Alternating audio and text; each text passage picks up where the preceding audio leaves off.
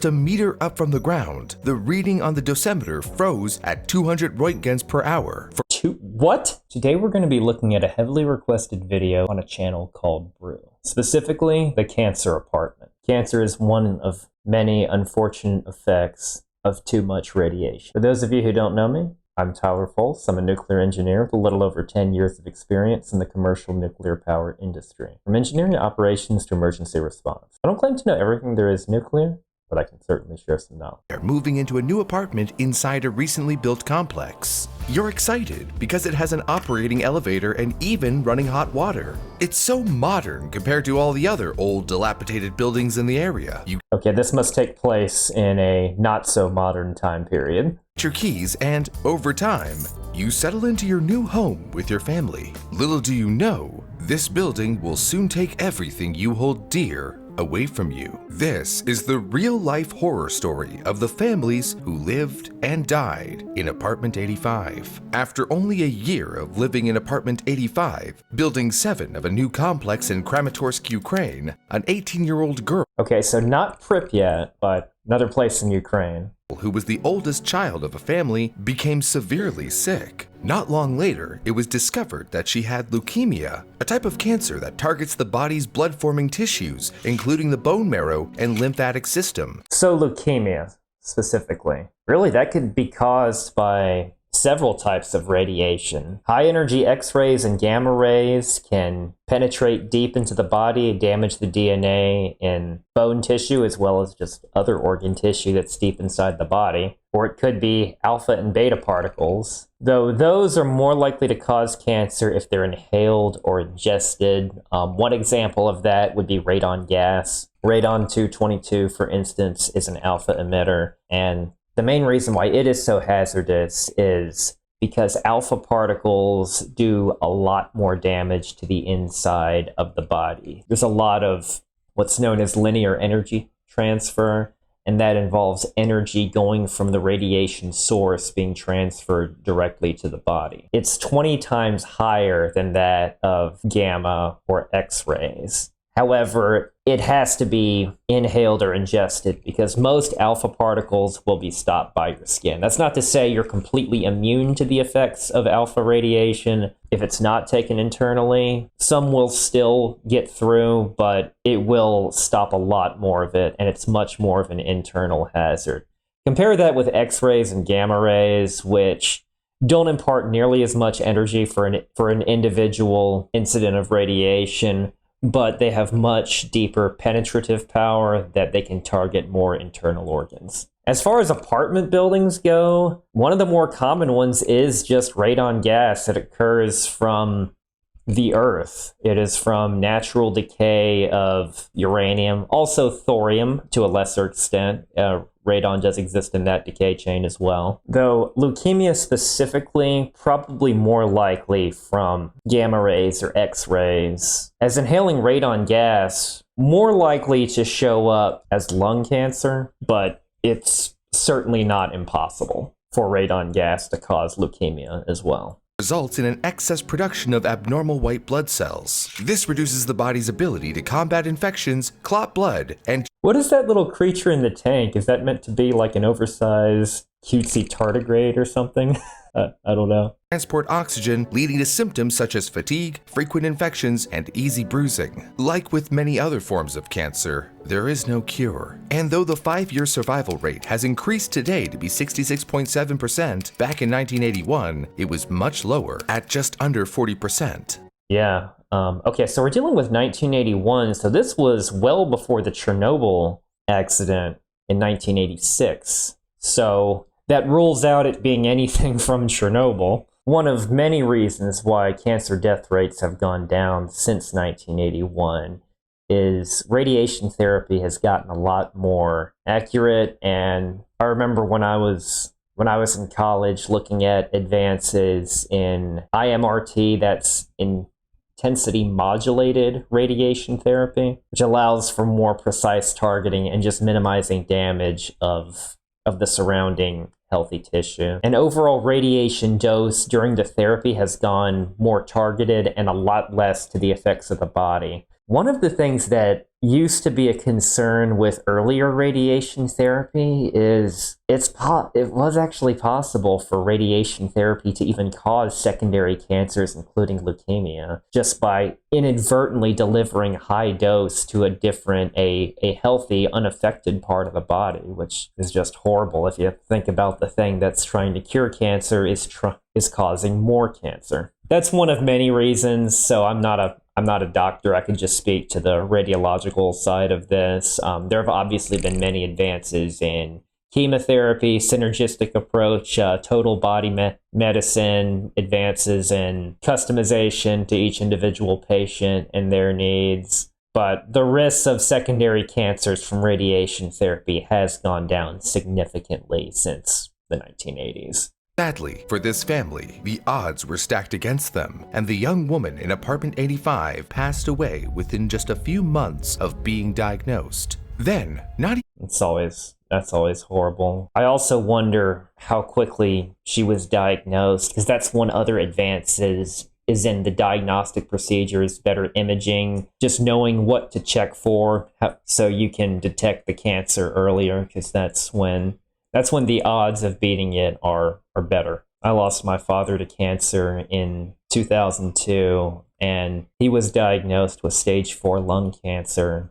in 2001, and used every available technology at the time, but part of it was just in the latest stage when it was first diagnosed, so he didn't have much of a chance. a full year had passed before the family's younger son, just 16 years old, received the same diagnosis and passed away just as suddenly. And shockingly, without time to recover from grief, the mother too mysteriously lost her life to the very same cancer as her children. But how could this That obviously suggests that it is something in the building, per the title of this video, and not because cancers, there's definitely, it's a probability function, at least when you're talking about it in terms of radiation. I know there's all sorts of sources of causes of cancer, leukemia being one of them, but in terms of radiation, it's one of those that the total dose increases your probability of cancer. There's not a set, like if you absorb a sievert in less than 24 hours, you're guaranteed to get leukemia or lung cancer or whatever. No. It doesn't work like that. It has to do with how much, what part of the body, for how long, what type of radiation. And then you get into just the other factors of the patient, their relative risk factors, age, weight, family history, genetics. There's so many factors, but it is ultimately a probability function. There's no set amount of cancer there's no set amount of radiation that guarantees cancer. Compared to, say, acute radiation poisoning, anyway, at that point, we have a much better idea of determining how much radiation to, whether it's your whole body or a certain part of the body, is going to increase your risk of radiation poisoning. And I will say the risk of the radiation poisoning amount, that is typically far higher doses than what's going to cause you cancer.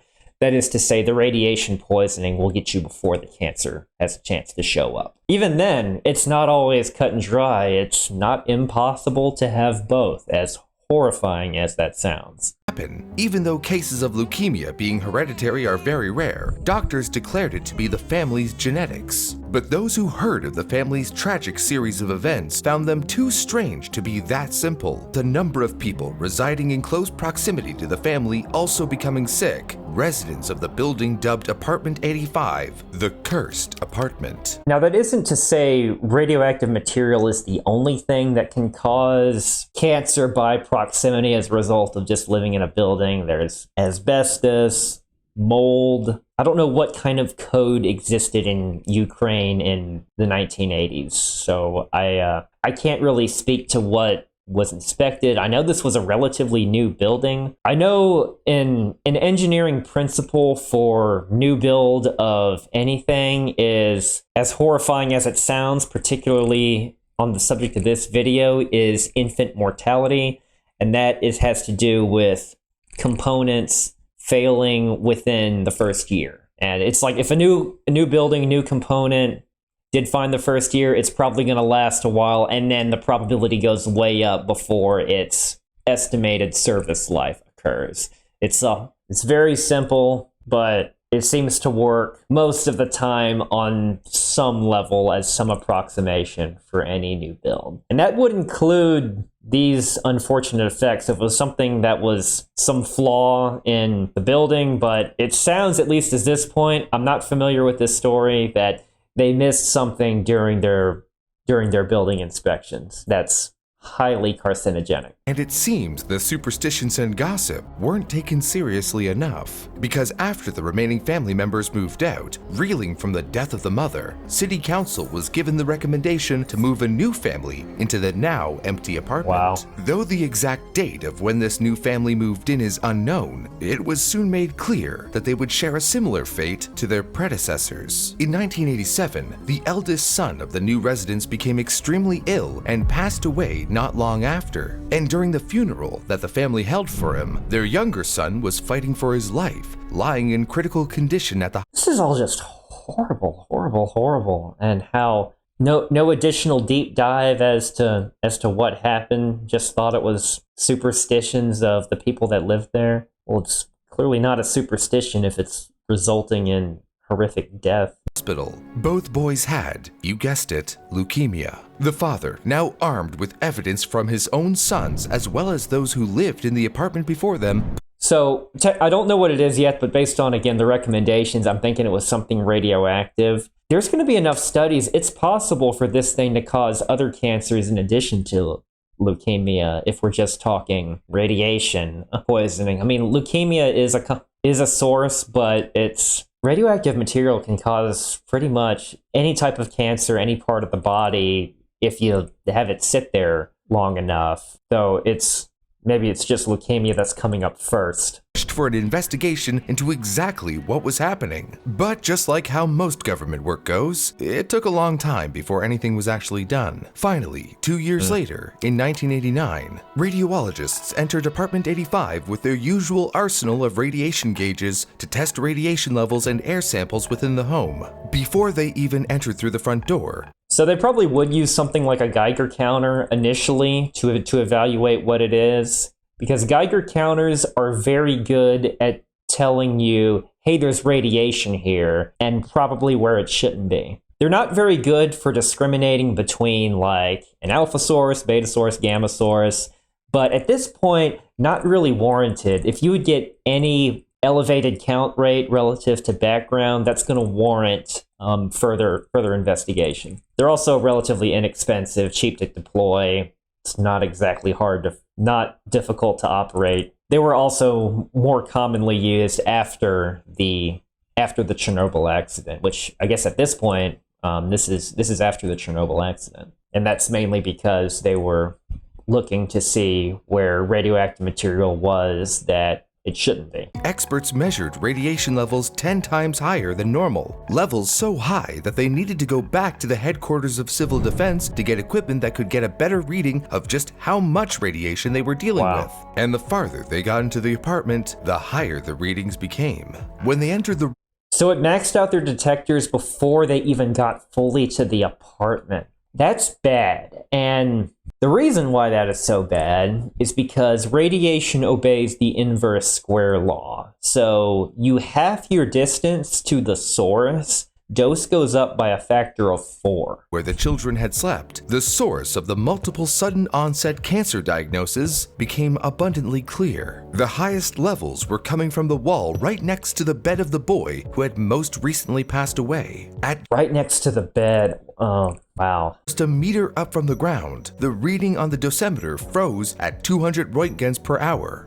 What? 200 roentgens per hour. Okay, so that's bad. So what is a Roentgen? Now, a Roentgen isn't a direct measure of dose. It's specifically a means of measuring ionizations. A Roentgen is specifically 0.000258 coulombs per kilogram. is from an obsolete unit, 1 electrostatic unit per cubic centimeter. I've never used those units before.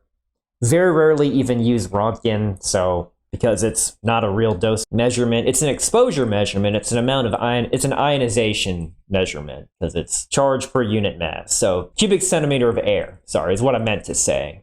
The mass of a cubic centimeter of air. So that's why it figures out to such a weird number. And if you convert that to rad, which is a unit of absorbed dose, so energy per unit mass, joules per kilogram, which is probably what most people are familiar with if you've ever played the Fallout games. And for simplicity, I'm just going to say it's 1-to-1 and be conservative. It's actually material dependent. Like a Roentgen is about 0.9 rad in air or about 0.96 in soft tissue. But for the purpose of this video, I'm just going to say it's 1-to-1.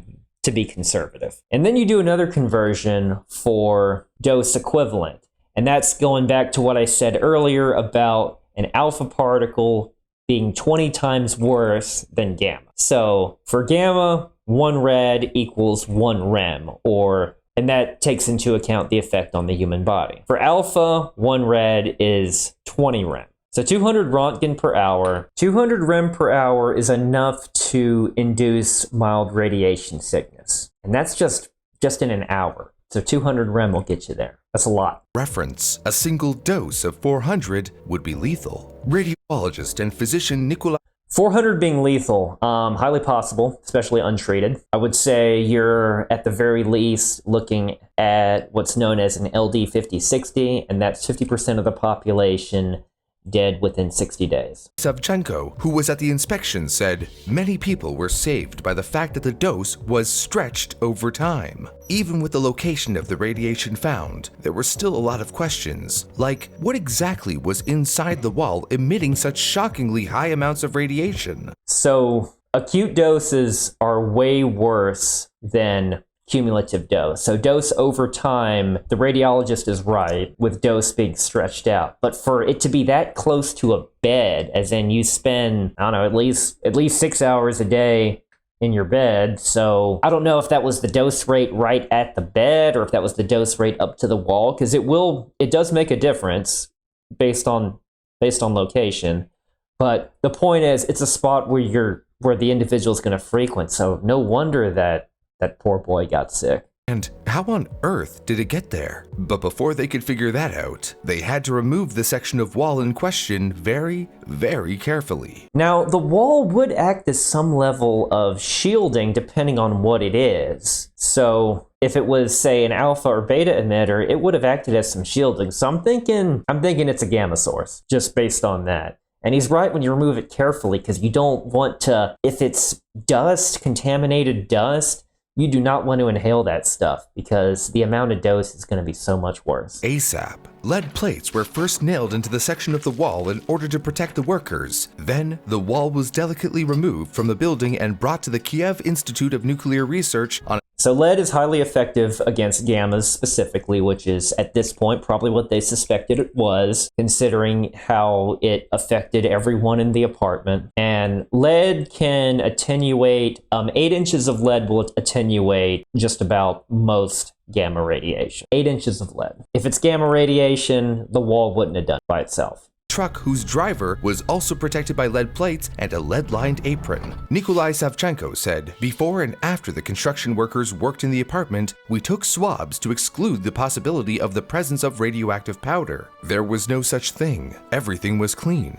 The gamma background in the apartments became the same as on the street. This proved that the source of radiation had been removed with the wall and that the apartment and building as a whole were finally safe and free of any radioactivity. All in all, there were 17 people, aside from those who tragically passed away in the years prior, who were affected by the doses of radiation emitting from apartment 85. So what was inside the children's bedroom wall emitting that ridiculous amount of radiation in the first place? A couple theories come into play. The first being that somehow a piece of cobalt-60, a man-made radioactive material created. So cobalt-60, one thing I will say is it has a half-life of about 5 years. So between 1980 and 1987, it would have gone through one half-life. Now, it would have still been highly radioactive at that point, but its intensity would have certainly dropped off, which would be crazy scary because that number, if it was cobalt-60, because that 200 number would have been 400 back in 1980, actually a little higher than 400. Nuclear reactions that emits harmful gamma rays had found its way into the wall. However, due to cobalt-60's 5.3-year half-life and the building being 9 years old, the radioactivity would have been halved almost twice over by now, which didn't match the radiation levels they were detecting. A much more possible culprit was cesium-137, a radioactive metal that emits strong gamma and beta radiation 4 times more penetrating than X-rays. It also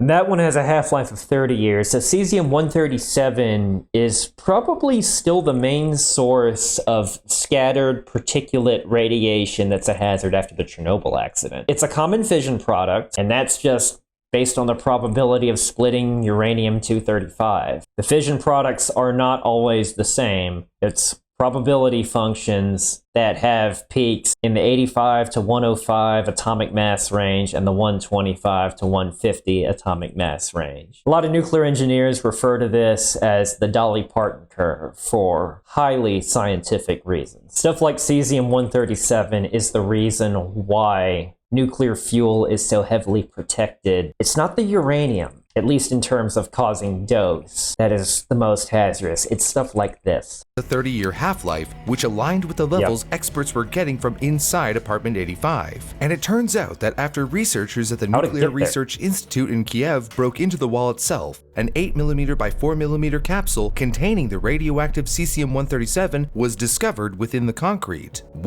Yeah, 8mm by 4mm, about the size of a little battery. And with a very distinct serial number etched into it. A serial number that would lead back in time to the Kerensky Stone Quarry in the Donetsk region in the late 1970s, where one tiny mishap forever reshaped the lives of those who would come to live in Apartment 85 a decade later. You see, quarry workers, even today, measure the density of materials using a device called a densometer, with a radioisotope level gauge that just so happens to contain an extremely small vial of cesium-137. And at this quarry in question, a vial from one of these gauges was lost and a search was conducted to recover it. But due to the workload at the time, the search concluded quickly, and that tiny radioactive vial became lost in a sea of stone and gravel, never to be seen again. Radioactive needle in a haystack. That's crazy. I'm assuming radiological safety standards were not what they are today in the Soviet Union in the late 1970s. That is, until it was inadvertently used to make the concrete that formed the bedroom wall of the 85th apartment in the 7th building of a modern new complex, and went on to leak enough radioactivity to kill 2 children, 2 adults, and make 17 others sick. In the end, the case has set an example to others of the precautions that need to be taken when dealing with such lethal materials. In fact, as recently as January 2023, this lesson was put to the test when a similar radioactive vial used in a measuring device was lost on an 870-mile stretch of highway in Australia near the country's west coast. The device containing the vial was taken from the town of Newman to Perth for repair, but when it was opened at its destination, its protective packaging was broken and the dangerous piece of material was missing.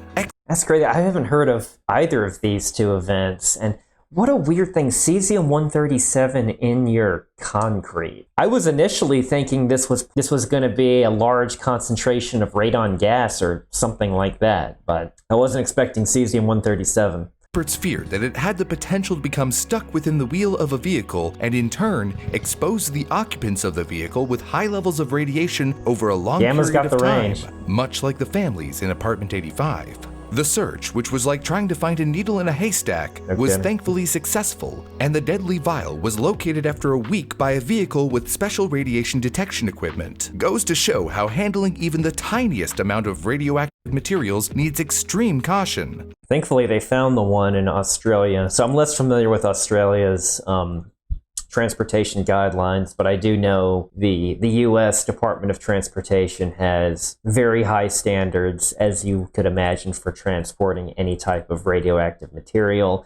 Strict standards from classification, serial numbers, labeling, placarding, specialized training for the drivers and the package handlers, papers, strict dose limits. There's a reason why that teeny tiny thing of cesium-137 was in such a big box, because it's based on radioactivity, not the weight of the material. So something that's small and radioactive like cesium-137 gonna need a big box. They're required to have their own security plans that vary depending on how much radioactive material and what kind it is. And there's appropriate incident reporting and escalation guidelines for when an incident such as this happens. So, something that is taken very seriously. Lest you want to make an atomic mistake that could irradiate Atomic trouble. mistake.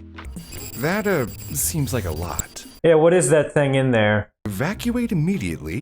Huh, that safety guide is actually real.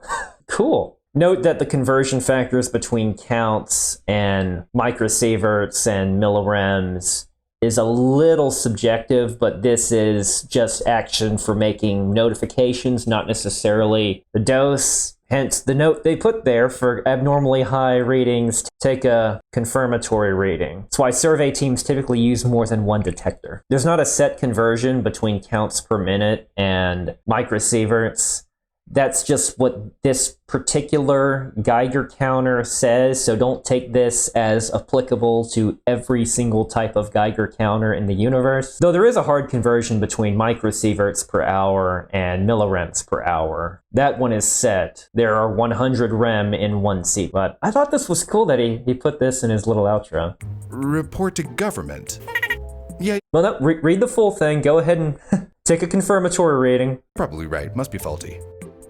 Which is why you take a confirmatory reading. I don't know what that creature is. Is that creature what's supposed to be radioactive? Thank you very much for recommending this video. This is a particular orphan source radiological accident that I haven't heard of. Thank you very much for watching. I'll see you next time.